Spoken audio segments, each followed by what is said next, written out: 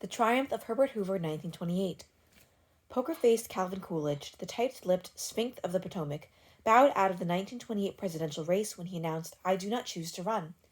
His logical successor was the Super-Secretary of Commerce, Herbert Hoover, unpopular with the political bosses but much admired darling of the masses, who asked, "Who but Hoover?" He was nominated on a platform that clucked contentedly over both prosperity and prohibition. Still squabbling Democrats nominated Alfred E. Smith, four-time governor of New York and one of the most colorful personalities in American politics. He was a wisecracking, glad-handed liberal who suffered from the severe fatal political handicap. Alcohol, Smith was soakingly and drippingly wet at a time when the country was still devoted to the noble experiment of prohibition. To a nation that had only recently moved to the city, native New Yorker Smith seemed too abrasively urban. He was a Roman Catholic in an overwhelmingly Protestant and unfortunately prejudiced land. Many dry, rural, and fundamentalist Democrats gagged on his candidacy, and they saddled the wet Smith with a dry running mate and a dry platform. Jauntily sporting a brown derby and big cigar, Smith, the happy warrior, tried to carry alcohol on one shoulder and water on the other, but his efforts were doomed from the start. Radio figured prominently in this campaign for the first time, and it helped Hoover more than Smith. The New Yorker had a more personal sparkle, but he could not project it through the radio, which in his Lower East Side twang he pronounced "rad-do," grating on the ears of many listeners. Iowa-born Hoover was, with his double-breasted dignity, came out of the microphone better than he went in. Decrying un-American socialism and preaching rugged individualism, he sounded both grassrootish and statesmanlike. Chubby-faced, ruddy-complexioned Herbert Hoover, with his painfully high, staunched collar, was a living example of the American success story, and an intriguing mixture of two centuries. As a poor orphan boy who had worked his way through Stanford University, he had absorbed the 19th century copybook maxims of industry, thrift, and self-reliance. As a fabulously successful mining engineer and brilliant businessman, he had honed to the high degree the efficiency doctrine of the progressive era. A small-town boy from Iowa and Oregon, he had traveled and worked abroad extensively. Long years of self-imposed exile had deepened his determination, abundantly supported by national tradition, to avoid foreign entanglements. His experiences abroad had further strengthened his faith in American individualism, free enterprise, and small government. With his unshaken dignity and Quaker restraint, Hoover was a far cry from the typical backsliding politician. Though a citizen of the world, and laden with international honors, he was quite shy, standoffish, and stiff. Personally colorless in public, he had been accustomed to during most of his life, to giving orders to subordinates and not to soliciting votes. Never before elected to public office, he was thin-skinned in the face of criticism, and he did not adapt reality to necessary give and take of political accommodation. His real power lay in his integrity, his humanism, his passion for assembling the facts, his efficiency, his talents for administration, and his ability to inspire loyalty in close associates. They called him the Chief. As benefited America's newly mechanized civilization, Hoover was the ideal business person's candidate. A self-made millionaire, he recoiled from anything suggesting socialism, paternalism, or planned economy. Yet, as Secretary of Commerce, he had exhibited some progressive instincts. He endorsed labor unions and supported federal regulation of the new radio broadcasting industry. He even flirted for a time with the idea of a government-owned radio, similar to the British Broadcasting Corporation or the BBC. As bands blared Smith's theme song, "The Sidewalks of New York," the campaign sank into sewers behind the sidewalks. Despite the best efforts of Hoover and Smith, below-the-belt tactics were employed to a disgusting degree by lower-level campaigners. Religious bigotry raised its hideous head over Smith's Catholicism. An irresponsible whispering campaign claimed that a vote for Al Smith is a vote for the Pope, and that the White House under Smith would become a branch of the Vatican, complete with the rum, Romanism, and ruin. Hoover's attempts to quash such rumors were in vain. The proverbially solid South, 100% American, and a stronghold of Protestant Ku Klux Klanism shielded away from the city's slicker Al Smith. It might have accepted a Catholic, or a wet, or descendant of Irish grandparents, or an urbanite, but a concoction of Catholicism, wettism, foreignism, and liberalism brewed on the sidewalks of New York was a too bitter dose for Southern stomachs. Smith's theme song was a constant and rasping reminder that his upbringing had not been convincingly American. Hoover triumphed in a landslide. He backed 21,391,993 popular votes to 15,016,169 votes for his embittered opponent, while rolling up an electoral count of 444 to 87. A huge Republican majority was returned to the House of Representatives. Tens of thousands of dry Southern Democrats, Hoovercrats, rebelled against Al Smith, and Hoover proved to be the first Republican candidate in 52 years, except for Harding's Tennessee victory in 1920, to carry a state that had seceded. He swept 5 states of the former Confederacy, as well as all of the border states. And on this page, we have a presidential map of the 1928 election, which is kind of sad, as only Massachusetts, Rhode Island, Arkansas, Louisiana, Mississippi, Alabama, Georgia, and South Carolina went blue for Smith. We also have a picture of Herbert Hoover on the road doing one of his campaigns. President Hoover's first moves. Prosperity in the late 1920s smiled broadly as the Hoover years began. Soaring stocks in the bull market continued to defy the laws of financial gravitation, but two immense groups of citizens were not getting their share of the riches flowing from the national cornucopia: the unorganized wage earners and especially the disorganized farmers. Hoover's administration, in line with its philosophy of promoting self-help, responded to the outcry of the wounded farmers with legislative aspirin. The Agricultural Marketing Act, passed by Congress in June 1929, was designed to help the farmers help themselves, largely through producers' cooperatives. It set up the Federal Farm Board with a revolving fund of $500 million at its disposal. Money was lent generously to farm organizations seeking to buy, sell, and store agricultural surpluses. In 1930, the Farm Board itself created both the Grain Stabilization Corporation and the Cotton Stabilization Corporation. The prime goal was to bolster sagging prices by buying up surpluses, but the two agencies soon suffocated by an avalanche of farm produce, as wheat dropped to 57 cents a bushel and cotton to 5 cents a pound. Farmers had meanwhile clutched at the tariff as a possible straw to keep their heads above the waters, a financial ruin. During the recent presidential campaign, Hoover, an amateur in politics, had been stampeded into a politically unwise pledge. He had promised to call Congress into special session to consider agricultural relief and, specifically, to bring about limited changes in the tariff. These hope-giving assurances no doubt won many votes for Hoover in the Midwestern Farm Belt. The Hawley-Smoot tariff of 1930 followed the well-worn pattern of Washington horse trading.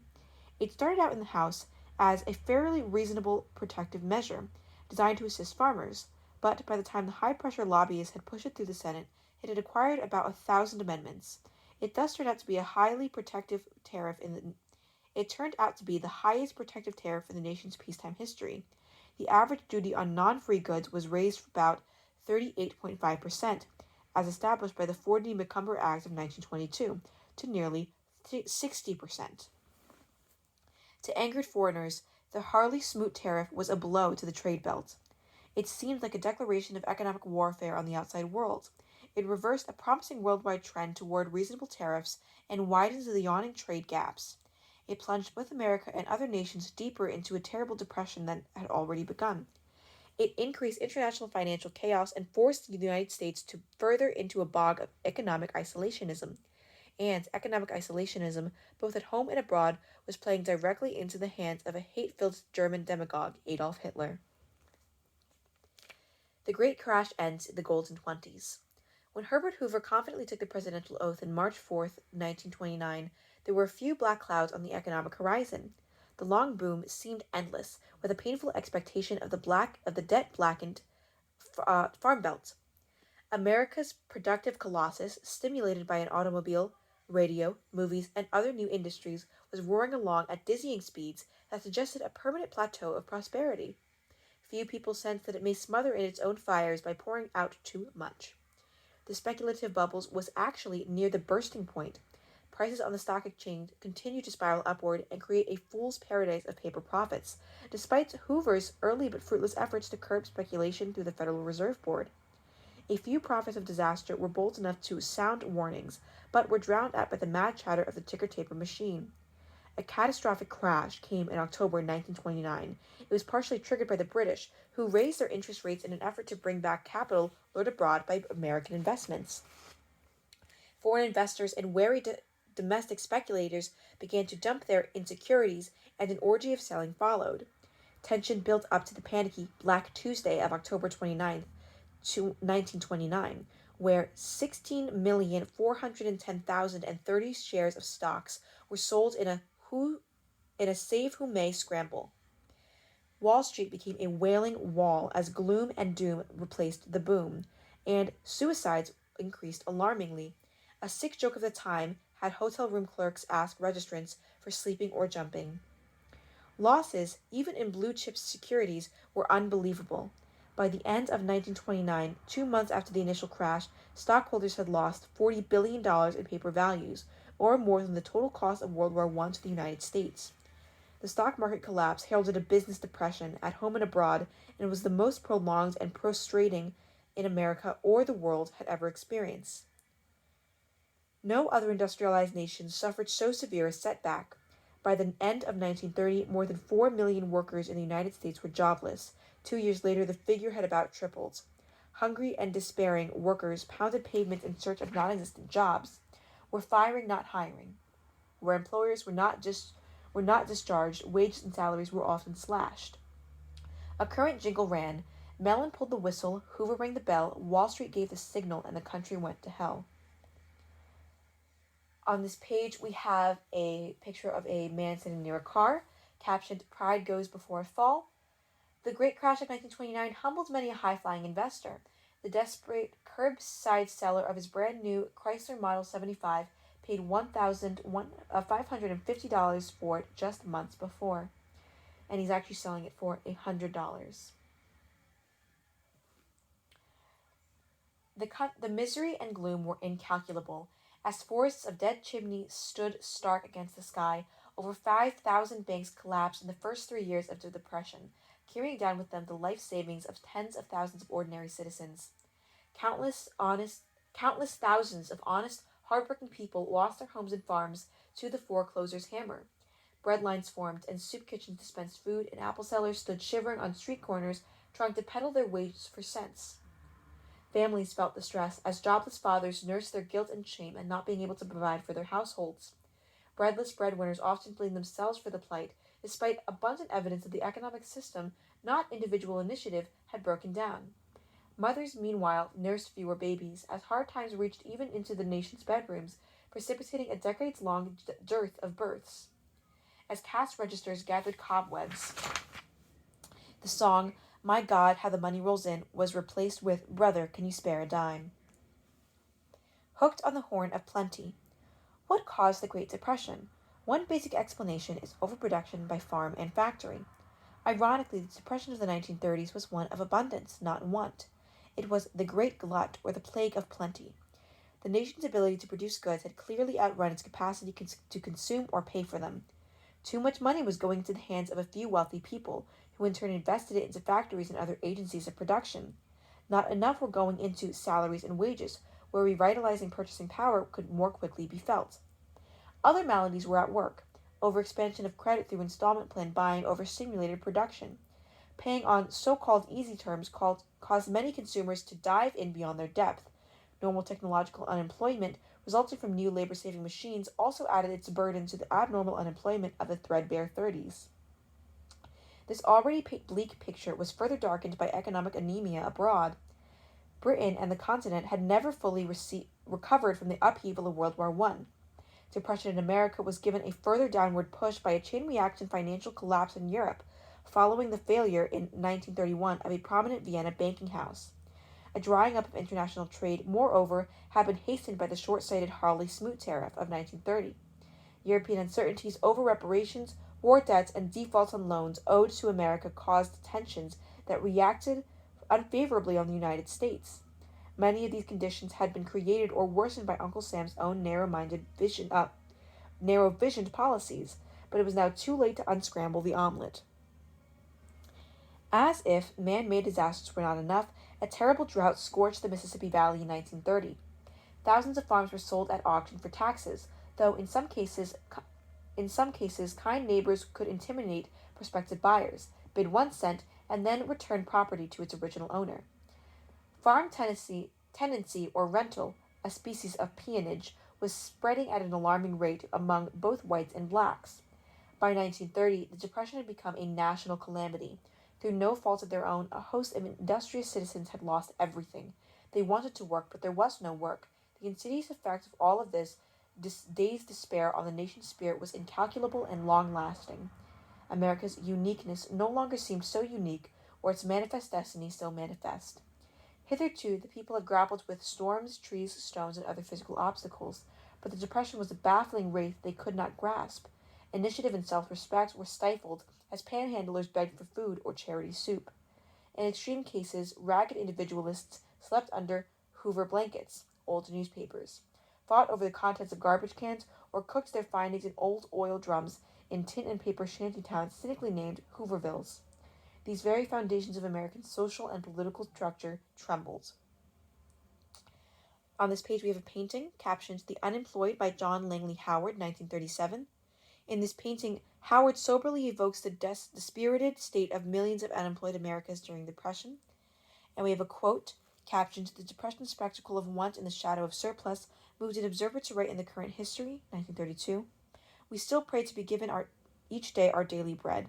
There is too much bread, too much wheat and corn, meat and oil, and almost every commodity required by man for his substances and material happiness. We are not able to purchase the abundance that modern methods of agriculture, mining, and manufacturing make available in such bountiful qualities.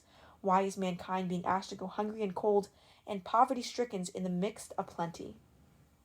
And we also have a picture of a Hooverville in Seattle from 1934.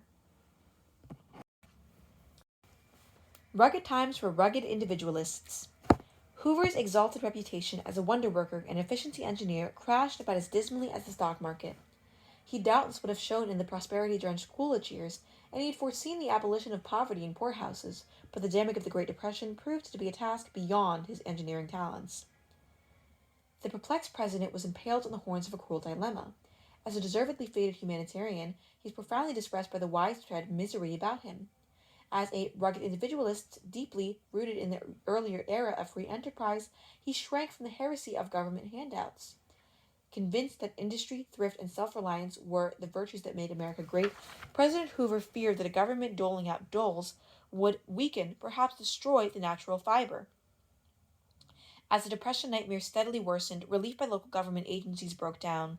Hoover was finally forced to turn reluctantly from his doctrine of log cabin individualism and accept the proposition that the welfare of the people in nationwide catastrophes is a direct concern of the national government.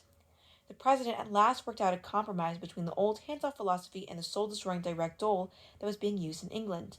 He would assist the hard-pressed railroads, banks, and rural credit corporations, and hoped that if financial health were restored at the top of the economic pyramid, unemployment would be relieved at the bottom on a trickle-down basis. On this page, we have a quote from Wall Street Martin DeVries, observing President Hoover's struggle to keep his footing on the tidal waves of the Great Depression washed over him, decided he was a good man stuck in the wrong place at the wrong time. Partisan critics sneered at the great humanitarian, who had fed the faraway Belgians but would not use federal funds to feed needy Americans. Hostile commentators remarked that he was willing to lend government money to the big bankers, who allegedly had plunged the country into the mess. He would likewise lend money to agricultural organizations to feed pigs, but not people. Pigs, the cynic of the times, had no character to undermine. Much of the criticism was unfair, although continued suffering seemed to mock the effectiveness of Hoover's measures, his efforts probably prevented a more serious collapse than did occur, and his expenditure for relief, revolutionary for the day, paved the path for the enormous federal outlays of his New Deal successor, Franklin Roosevelt. Hoover proved that the old bootstrap-pulling techniques could no longer work in a crisis of this magnitude, especially when people lacked boots. On this page, we have another quote from Herbert Hoover, who spoke approvingly in a campaign speech in 1928 of the American system of rugged individualism. And a painting titled Home Relief Station by Louis Rabach, 1935 to 1936, captioned Destitute and despairing, millions of hardworking Americans like these had to endure the degradation and humiliation of going on relief as the pall of desperation ascended over the land. Hoover battles the Great Depression. President Hoover, in line with his trickle-down philosophy, at last recommended that Congress vote immense sums for useful public works.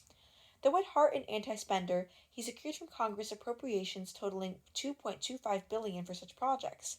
Most imposing of the public enterprise was the gigantic Hoover Dam in the Colorado River. Voted by Congress in the days of Coolidge, it was begun in the 1930s under Hoover and completed in 1936 under Roosevelt. It succeeded in creating a huge man-made lake for pure purposes of irrigation, flood control, and electric power. But Hoover sternly fought all schemes that he regarded as socialistic. Conspicuous among them was the Muscle Shoals Bill, designed to dam the Tennessee River and ultimately embraced by Franklin Roosevelt's Tennessee Valley Authority. Hoover emphatically vetoed this measure, primarily because he opposed the government selling electricity in competition with its own citizens and private companies. Early in 1932, Congress, responding to Hoover's belated appeal, established the Reconstruction Finance Corporation, or RFC. With an initial working capital of about $500 million, this agency became a government lending bank. It was designed to provide indirect relief by assisting insurance companies, banks, agricultural organizations, railroads, and even hard-pressed state and local governments. But to preserve individualism and character, there would be no loans to individuals from this billion-dollar soup kitchen. Pump priming loans by the RFC were no doubt of widespread benefit, though the organization was established many months too late for maximum usefulness. Projects that it supported were largely self-liquidating, and the government, as a banker, usually profited to the tune of many millions of dollars. Giant corporations so obviously benefited from the assistance that the RFC was dubbed, rather unfairly, the millionaire's dole. The irony is that the thrifty and individualistic Hoover had sponsored the project, though with initial reluctance. It had actually had a strong New Dealish flavor. Hoover's administration also provided some indirect benefits for labor. After stormy debate, Congress passed the Norris-LaGuardia Anti-Injunction Act in 1932, as Hoover signed it. The measure outlawed yellow dog anti-union contracts and forbade the federal courts to issue injunctions to restrain strikes, boycotts, and peaceful picketing. The truth is that Herbert Hoover, despite criticism of his heartlessness, did inaugurate a significant new policy. In previous panics, the masses had been forced to sweat it out. Though Hoover was to abandon this 19th century bias, by the end of his term, he had started on the road towards government assistance for needy citizens, a road that Franklin Roosevelt would travel much farther. Hoover's woes were increased by a hostile Congress. At critical times during the first 2 years, the Republican majority proved highly uncooperative. Friction worsened during the last 2 years. A depression-cursed electorate, rebelling in the congressional elections of 1930, so reduced the Republican majority that Democrats controlled the new House and almost controlled the Senate. Insurgent Republicans could, and did, combine with opposition Democrats to harass Hoover. Some of the president's troubles were deliberately manufactured by Congress, which, in his words, played politics with human misery. And I skipped a yellow page titled Lampooning Hoover, showing some political cartoons bashing Hoover, talking about his weird policies, quote, weird policies, and not helping the people, but helping big corporations and the farmers. Routing the bonus army in Washington. Many veterans of World War I were numbered among the hard-hit victims of the Depression. Industry had secured a bonus, though a dubious one, in the Harley-Smoot tariff. So the thoughts of the former soldiers naturally turned to what the government owed them for their services in 1917 to 1918, when they had saved democracy. A draft developed for the premature payments of the deferred bonus vetoed by Congress in 1924 and payable in 1945. Thousands of impoverished veterans, both of war and of unemployment, were now prepared to move on to Washington, there to demand the Congress the immediate payment of their entire bonus. The bonus expeditionary force, the BEF, which mustered about 20,000 souls, converged on the capital in the summer of 1932. These supplicants promptly set up unsanitary camps and erected shacks on vacant lots, a gigantic Hooverville.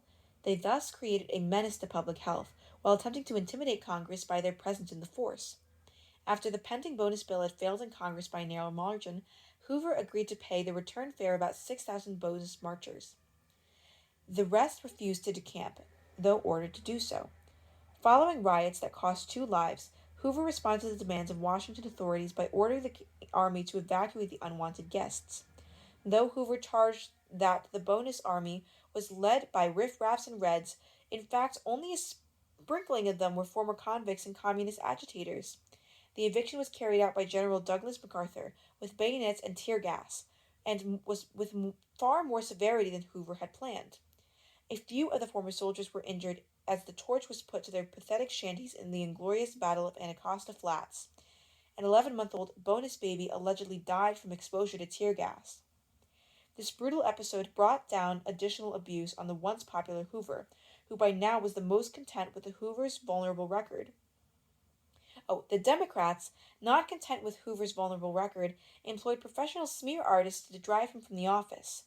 Cynics sneered that the great engineer had in a few months ditched, drained, and damned the country. The existing panic was unfairly branded the Hoover Depression.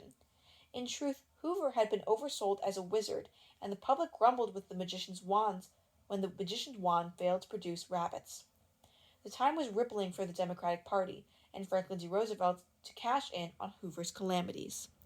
And on this page, we have a picture captioned "The Bonus Army in Washington, D.C., with the World War I veterans from Muncie, Indiana, where among many constituents to set up camp in the capital during the summer of 1932, determined to remain there until they received full payment of their promised bonus.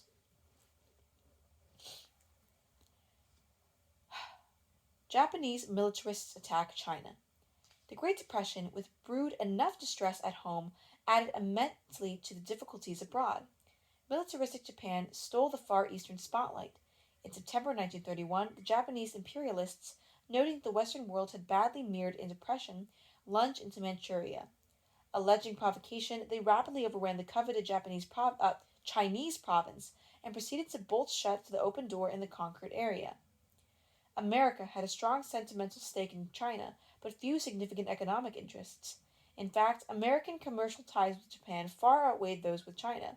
Yet, most Americans were stunned by this act of naked aggression. It flagrantly violated the League of Nations Covenant, as well as various other international agreements solemnly signed by Tokyo, not to mention America's sense of fair play. Indignant Americans, though by no means a majority, urged strong measures ranging from boycotts to blockades. Possibly a tight blockade by the League, backed by the United States, would have brought Japan sharply to book. But the League was handicapped in taking two-fisted action by the non-membership of the United States. Washington flatly rebuffed initial attempts in 1931 to secure American cooperation in applying economic pressure on Japan. Washington and Secretary of State Henry L. Stimson in the end decided to fire only paper bullets at Japanese aggressors.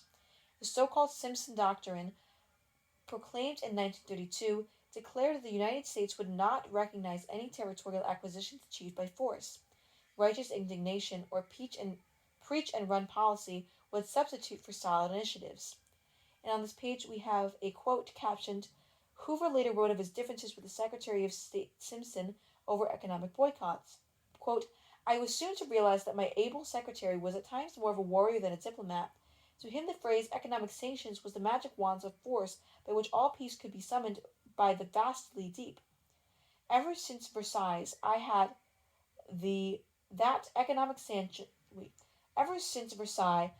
held that economic sanctions meant war when applied to any large nation." This verbal slap on the wrist from America did not deter the march of the Japanese militarists. Smarting under a Chinese boycott, they bombed Shanghai in 1932, with shocking losses of civilians. Outraged Americans launched informal boycotts on Japanese goods, chiefly dime-sword knickknacks, but there were no real sentiment for armed intervention among a depression-ridden people who strongly remained isolationist during the 1930s. In a broad sense, collective security died, and the World War II was born in 1931 on the wind-swept plains of Manchuria. The League members had the economic and naval power to halt Japan, but lacked the courage to act. One reason, though not the only one, was that they could not count on America's support. Even so, the Republic came closer to stepping into the chill waters of internationalism than American prophets could have dared to predict in the early 1920s. And on this page we have a political cartoon of a bomb or a bullet. A bullet striking through certain documents from Japan to China, captioned Japanese aggression in Manchuria. And it is breaking through the Nine Power Treaty, the Kellogg Pact, the League of Nations Covenant, the World Courts, Japan's government's promises, and the Shanghai Port Treaty. Hoover pioneers the good neighbor policy. Hoover's arrival in the White House brought a more hopeful turn to the relations with America's southern neighbors. The new president was deeply interested in the often troubled nation below the Rio Grande. Shortly after his election in 1928, he had undertaken a goodwill tour of Latin America on a U.S. battleship. World depression softened an age-old aggressive attitude in the United States toward weak Latin neighbors. Following the stock market collapse of 1929, Americans had less money to invest abroad. As millions of dollars worth of investments in Latin America went sour, many Yankees felt as though they were more preyed upon than praying. So-called economic imperialism became less popular in the United States than it had been in the Golden Twenties. As an advocate of international goodwill, Hoover strove to abandon interventionist twists given to the Monroe Doctrine by Theodore Roosevelt. In 1932, he negotiated a new treaty by the French-speaking Republic of Haiti, and this pact, later supplanted by an executive agreement, provided for the complete withdrawal of American platoons by 1934. Further pleasing omens came early in 1933, when the last Marine Leathernecks sailed away from Nicaragua after an almost continuous stay of some 20 years. Herbert Hoover, the engineer in politics, thus happily engineered the foundation stones of the good neighbor policy, upon them an imposing edifice of the days of his successor, Franklin Roosevelt.